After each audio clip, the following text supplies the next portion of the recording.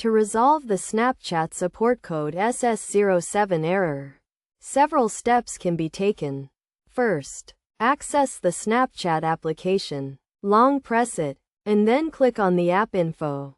In the permissions section, ensure that the camera access button is allowed. Next, navigate to the storage section and click on Clear Cache, followed by Clear Data, and then confirm the deletion of app data, which includes snaps, charts, logins, settings, personal info, and app activity. After deleting the data, check if the problem has been resolved. If the issue persists, update the Snapchat application through the mobile phone's Play Store.